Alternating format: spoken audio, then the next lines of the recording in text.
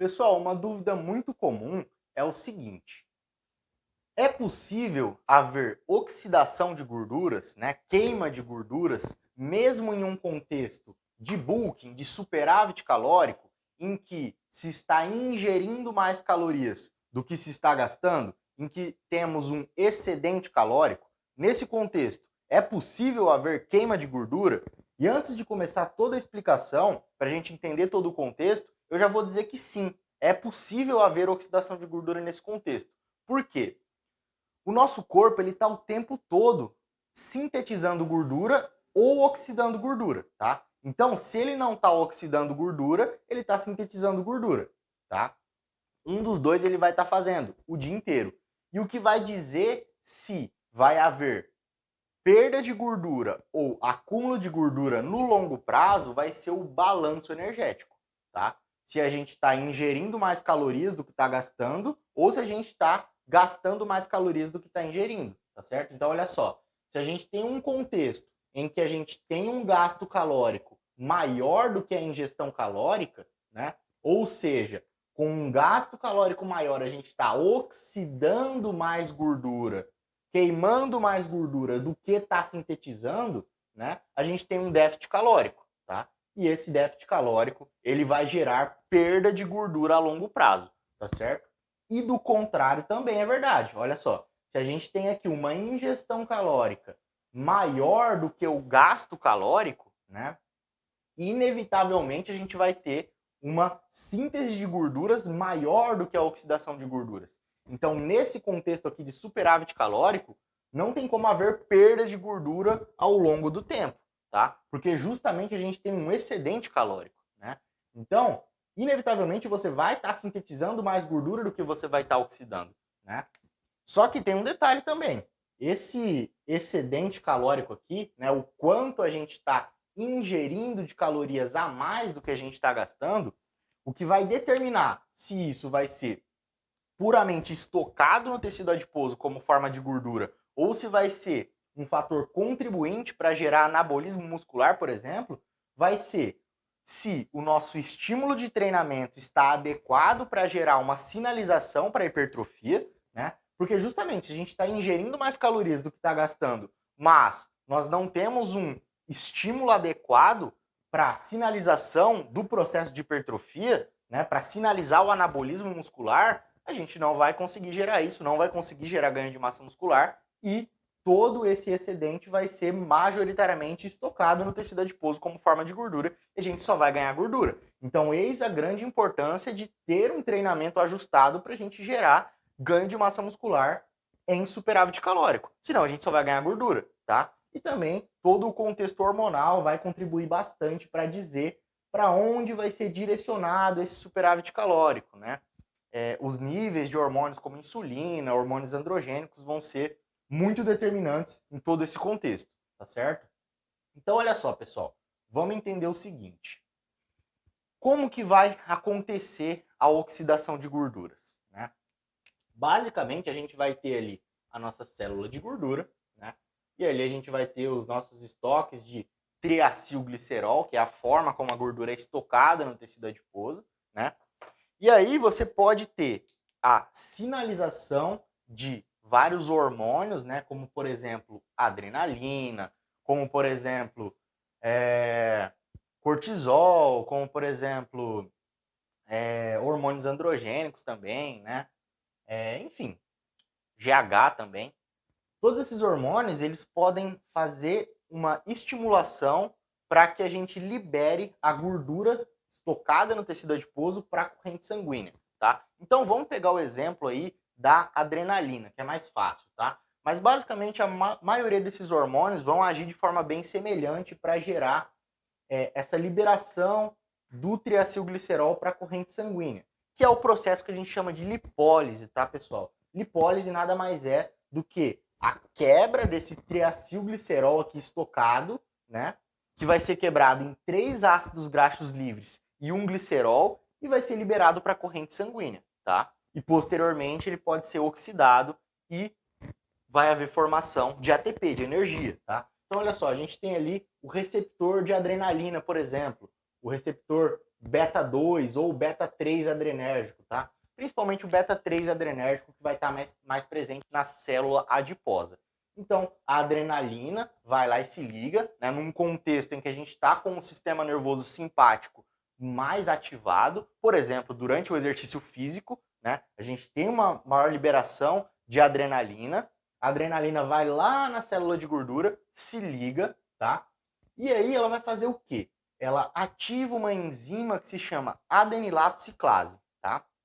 Essa adenilato ciclase, ela pega o ATP, quebra ele em AMP cíclico. Esse AMP cíclico, ele vai ativar o que a gente chama de proteína quinase A, tá? A PKA, que ela vai ser fundamental para fazer a ativação do quê? De uma enzima que se chama lipase, hormônio sensível e perilipinas, tá? PLIN. O que é isso tudo, né? O que significa tudo isso?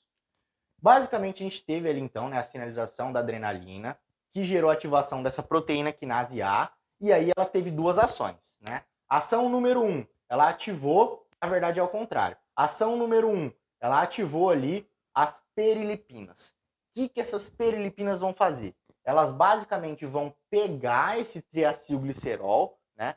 Pega o triacilglicerol e traz ele para lipase hormônio sensível, tá? Que é o segundo processo.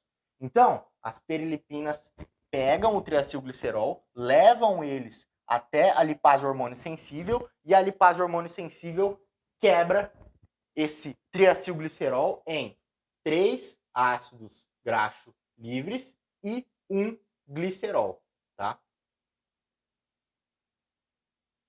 E aí, pessoal, basicamente, esses ácidos graxos livres, eles vão ser liberados na corrente sanguínea e, sob demanda, eles vão ser levados, né, até um tecido que possua mitocôndrias, como o músculo esquelético, por exemplo, né?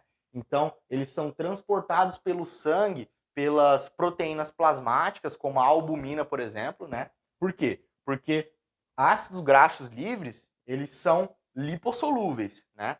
Eles se dissolvem em meio a gorduras. E no sangue é difícil uma substância lipossolúvel ser transportada livremente, né? Essas substâncias elas têm dificuldade para se deslocarem pelo sangue.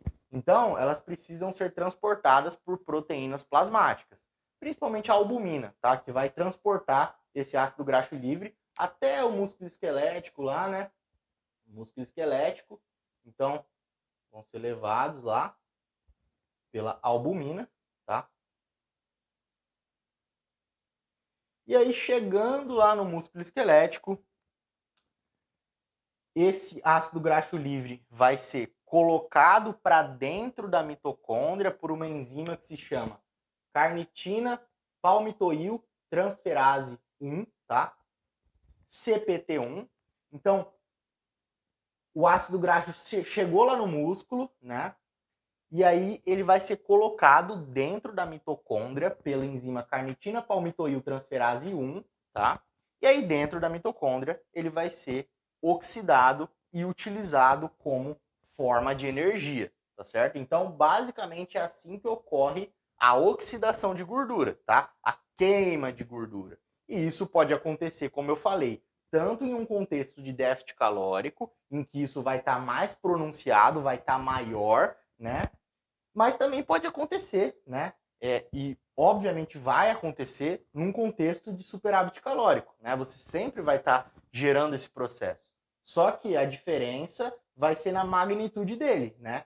E também se a ingestão calórica está compensando essa oxidação de gorduras, né? Tá maior ou tá menor, né? Ou no caso aqui, a ingestão calórica não consegue compensar e aí você acaba oxidando mais gorduras e gera uma perda de gordura no longo prazo, tá? Então, olha só, do contrário, como que ocorre a síntese de gorduras, né? Num processo de superávit calórico? Basicamente, pessoal, a gente pode ter a síntese de gorduras a partir dos 3 macronutrientes, né? A gente pode ter ali as gorduras, né? os carboidratos e as proteínas, tá? Então, olha só. Proteína é o macronutriente que vai ter maior dificuldade para ser estocado como forma de gordura no tecido adiposo, tá? Então é bem mais difícil, é uma via metabólica muito mais difícil você armazenar proteínas no tecido adiposo, tá? Carboidrato vai ser o intermediário ali, né? Porque o principal macronutriente que vai ser estocado no tecido adiposo de forma mais fácil vão ser justamente as gorduras, tá certo? É uma via metabólica muito mais certeira, muito mais fácil, né? Porque como que acontece esse processo de digestão, né, e metabolização das gorduras? A gente vai ingerir as gorduras a partir da alimentação, né? Então, olha só, a gente pode ter a ingestão de triglicerídeos de cadeia curta e média ou triglicerídeos de cadeia longa, né? Majoritariamente, na nossa alimentação, a gente vai ter a presença de triglicerídeos de cadeia longa, tá? Ácido palmítico, por exemplo, que é o principal deles, né? Triglicerídeos de cadeia curta e média, eles vão estar menos presentes, mas eles têm uma digestão um pouco diferente, eles são mais facilmente utilizados como forma de energia, tá? Mas vamos focar aqui nos triglicerídeos de cadeia longa, tá? Ácido palmítico, por exemplo. O que vai acontecer? Eles vão ir até o intestino, né? E aí lá no intestino eles vão ser absorvidos, né? Vou pular toda a explicação do processo para não estender muito o vídeo aqui, né? Dar uma encurtada. Mas basicamente, quando esses triglicerídeos de cadeia longa são absorvidos lá no intestino, eles vão ser transportados pelo sangue pelos quilomicrons, tá certo? Quilomicrons. E aí, pessoal, esses quilomicrons, eles transportam esses triglicerídeos, né? Lembrando que os triglicerídeos, eles são o quê? Eles são 3 ácidos graxos livres e um glicerol, tá? Eles também podem ser chamados de triacilglicerol, é sinônimo, tá? Triglicerídeos e triacilglicerol é a mesma coisa, tá certo? Então, esses triglicerídeos, eles vão ser transportados pelo sangue pelos quilomicrons, né? Que é a principal proteína que transporta esses triglicerídeos, tá certo?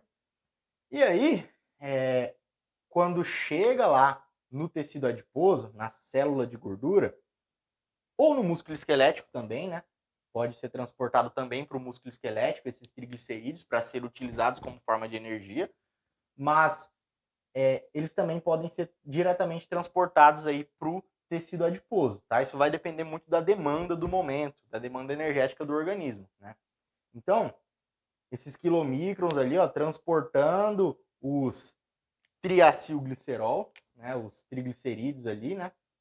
Eles chegam lá no tecido, na célula de gordura e aí você precisa estocar, né, esse triglicerídeo no tecido adiposo. E quem que vai fazer isso? É uma enzima que se chama lipase lipoproteica, tá? Ou lipoproteína lipase, tá? LPL. Lipoproteína lipase, que ela basicamente vai pegar esse triacilglicerol aqui do quilomicron e estocar ele no tecido adiposo, tá certo? Então, percebam que é uma via metabólica muito mais simples, muito mais fácil de acontecer, né? Você ingeriu a gordura, chegou lá no intestino, foi absorvida, quilomicron pegou essa gordura, levou até o tecido adiposo e a lipase lipoproteica, né, ou a lipoproteína lipase, simplesmente estocou esse triglicerídeo no tecido adiposo. É um processo muito fácil, né? Ou também, olha só, a partir dos carboidratos você teria uma via um pouco mais complexa, né? Mas percebam que quando você ingere gorduras, essa gordura é muito mais facilmente estocada no tecido adiposo, tá? Então, é muito mais inteligente num contexto de superávit calórico, pensando em ganho de massa muscular, a gente ter uma menor ingestão de gorduras e priorizar os carboidratos. A gente tem, inclusive, estudos que comparam, né, um superávit calórico com gorduras e com carboidratos e demonstra ali que a ingestão, o superávit calórico com predomínio de gorduras gerou mais lipogênese, gerou mais síntese de gordura, mais acúmulo de gordura, tá certo? Então, o principal macronutriente que vai gerar acúmulo de gordura, síntese de gordura, vão ser as gorduras, certo?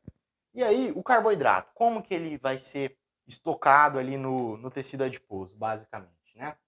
Vai ser uma via um pouco mais complexa, que vai depender muito ali da estratégia nutricional que vai estar sendo utilizada no processo de bulking, de superávit calórico, né? Porque olha só, quando você tem um excesso de carboidrato, né? Ele vai ser... Por que acontece? O carboidrato, né? Ele vai ser quebrado em glicose, tá? E aí você tem um excesso de glicose, né? Essa glicose, pessoal, ela gera ativação também da insulina, né? Então, aumento muito expressivo de glicose gera, consequentemente, um aumento de insulina, né? E aí, o que vai acontecer? O aumento de glicose, ele gera ativação de um fator de transcrição que se chama CHREBP, tá? E o excesso de insulina gera ativação de um fator de transcrição que se chama SREBP1C,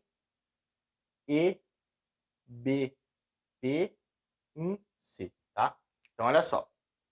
Muita glicose de uma vez, um aumento muito grande de glicose, tá? Gera ativação do fator de transcrição CHREBP e um aumento muito grande de insulina gera ativação de um fator de transcrição que se chama SREBP1C. Esses dois fatores de transcrição, o que eles vão fazer? Eles vão sinalizar para a produção de enzimas lipogênicas, tá? Enzimas que favorecem a síntese de gorduras, tá certo? Por exemplo, aí a gente vai ter a citratoliase, tá?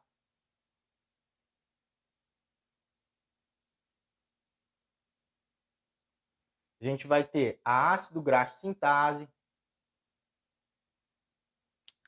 entre outras, né? Acetil-CoA carboxilase também.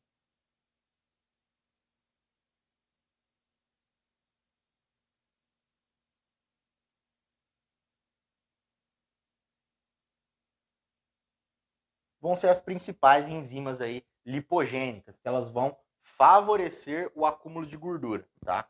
Então, pessoal, pensa só. Gerou maior produção, maior expressão dessas enzimas lipogênicas, você favorece a síntese de gorduras, tá?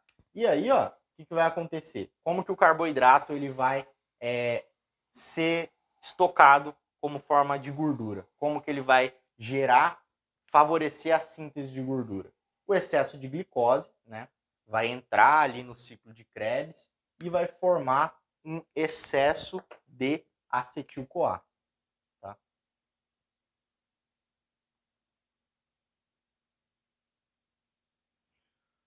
O acetil-CoA, pessoal, basicamente ele vai ser o intermediário aí de todas esses macronutrientes, né? Para você utilizar tudo isso aqui como fonte de energia, você precisa fazer com que eles se tornem acetil-CoA, tá? Então, para você gerar energia a partir das gorduras, em algum momento você vai ter que transformar elas em acetil-CoA, tá? Esse processo de transformação das gorduras em acetil-CoA se chama beta-oxidação, tá? Aí os carboidratos também, eles vão formar glicose, que vai formar piruvato, que depois também vai formar o acetil-CoA. E as proteínas a mesma coisa, né? Para você gerar energia a partir de aminoácidos, em algum momento você vai ter que fazer eles se tornarem acetil-CoA. Então, formou ali acetil-CoA, você vai estar com substrato para gerar ATP, para gerar energia, tá? E aí vai rodar todas aquelas etapas, né, da respiração celular e tudo mais, que também não vou me estender aqui. Mas basicamente, olha só, quando a gente tem um excesso de acetil-CoA, ou seja, chegou muita glicose, tem muita glicose sobrando ali, você vai fazer o quê? Vai ter um excedente, né, um excesso de acetil-CoA, que ele vai travar ali no ciclo de Krebs, né? Porque para você utilizar esse acetil-CoA, né, para gerar ATP, você precisa fazer ele rodar lá o ciclo de Krebs e tudo mais, todos aqueles processos, né, complexo que a gente está cansado de saber do ciclo de Krebs, né? Então, você precisaria fazer esse acetil-CoA rodar todo o ciclo de Krebs e tudo mais. Quando você tem um excesso de acetil-CoA, aí você trava o ciclo de Krebs, tá? Você trava o ciclo de Krebs, ele sai lá, tá? Do ciclo de Krebs, e aí ele vai sofrer também todas as etapas para ser sintetizada a gordura, tá? Então, basicamente, vocês percebam que para gerar síntese de gorduras a partir dos carboidratos é um processo muito mais complexo do que a partir das próprias gorduras, né? Que elas já vão ser estocadas diretamente no tecido adiposo. Carboidratos não, você precisa ter todo um contexto para favorecer isso. Você precisa ter uma sensibilidade à insulina menor, né? Para que haja um aumento maior de insulina, né? Você precisa ter, por exemplo, uma ingestão de carboidratos simples ali, de forma muito grande, de forma concentrada, né, para que haja um aumento muito grande de glicose, e isso gere um aumento muito significativo de acetil-CoA, que vai travar o ciclo de Krebs, o acetil-CoA sai do ciclo de Krebs, e aí ele vai ser substrato para síntese de gorduras, tá? Então essas enzimas aqui vão pegar esse acetil-CoA e vão fazer com que seja produzida a gordura, tá? E aí, esse processo acontece aonde? No fígado, tá? É o principal local onde vai acontecer a síntese de gorduras. Vai ser no fígado, tá? E aí todo esse processo ocorre lá no fígado, e aí, nesse caso, né, quem que vai transportar essa gordura lá para o tecido adiposo? Vão ser as lipoproteínas VLDL, né?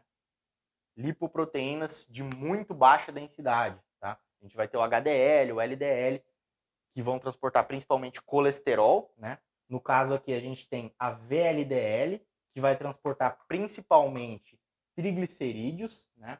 Os triacilgliceróis, e também o quilomicron, né? Que também transporta os triacilgliceróis. Então, olha só, essa VLDL, no caso, ela vai transportar o triacilglicerol do fígado para a célula de gordura, e aí vai acontecer o mesmo processo e vai ser armazenada a gordura, né, o triacilglicerol, no tecido adiposo, na célula de gordura. Tá certo, pessoal? Então, esse foi um contexto para vocês entenderem como funciona o processo tanto de oxidação de gordura quanto de síntese de gorduras, tá? Então, é um processo realmente muito complexo, né?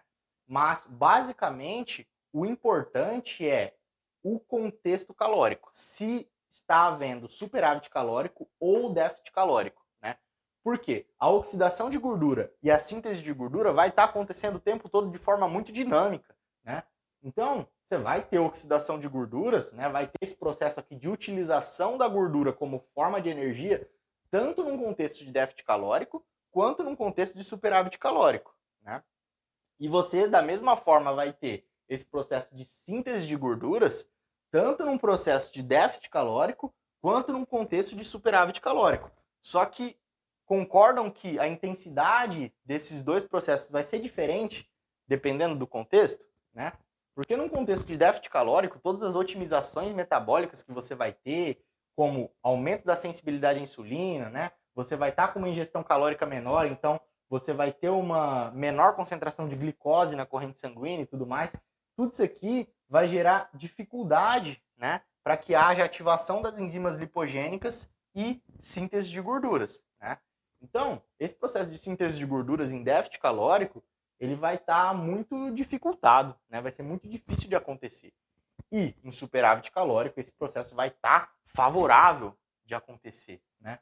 Porque justamente você vai ter ali aumento de glicose, né? Você vai estar com uma ingestão calórica maior. A tendência é que ao longo do processo de bulking, né, de superávit calórico, inevitavelmente você vai gerando uma certa resistência à insulina, né? Diminua a sua sensibilidade à insulina e ela vai ficando mais aumentada na corrente sanguínea e tudo mais, né? Pensando também aqui, ó, nesse processo de oxidação de gorduras, a insulina também tem uma ação importante, né? Porque olha só, quando a insulina ela age ali no tecido adiposo, né? Quando a insulina se liga no receptor dela, o que ela vai fazer? Ela vai inibir a lipase hormônio sensível, né? A lipase hormônio sensível é a enzima que gera a lipólise, que quebra o triacilglicerol em 3 ácidos graxos livres e um glicerol, para promover a beta-oxidação e utilizar esse ácido graxo como forma de energia. Então, insulina aumentada no contexto de superávit calórico vai dificultar a oxidação de gorduras. Então percebam que o contexto ele vai dificultar o processo, né? O contexto de superávit calórico ele dificulta a oxidação de gorduras, né? Ele dificulta esse processo aqui por conta do contexto metabólico que vai ser gerado, né? E facilita a síntese de gorduras, o acúmulo de gorduras. Então a tendência é que inevitavelmente ao longo do tempo, né? Por mais que existam várias estratégias para a gente minimizar o acúmulo de gordura em superávit calórico, que é o que deve ser feito sempre, né? Inevitavelmente ao longo do tempo você vai ganhar nem que seja um pouco de gordura, né? Porque a síntese de gordura vai estar maior do que a oxidação, tá? Existem várias estratégias para a gente conseguir minimizar o ganho de gordura nesse contexto, que é um tema para um outro vídeo, tá certo? E justamente nesse processo aqui, né, de déficit calórico, nesse contexto, a gente vai estar com a síntese de gorduras muito dificultada. Vai ser muito mais difícil você conseguir sintetizar gordura nesse contexto aqui, né? Todo o ambiente hormonal, metabólico vai dificultar isso, como eu falei. A insulina vai estar mais baixa e entre outras variáveis também que vão dificultar isso. E o gasto calórico vai estar mais alto, favorecendo a oxidação de gorduras. Então, ao longo do tempo, inevitavelmente, você vai ter perda de gordura, tá certo? Então, espero que tenha esclarecido aí essa dúvida e que vocês tenham entendido todo o contexto, tá certo? Se esse vídeo te agregou, deixa aí a sua curtida, comenta aí o que você achou, né? Sugestões de temas para novos vídeos, eu sempre dou uma olhada nos comentários e até um próximo vídeo.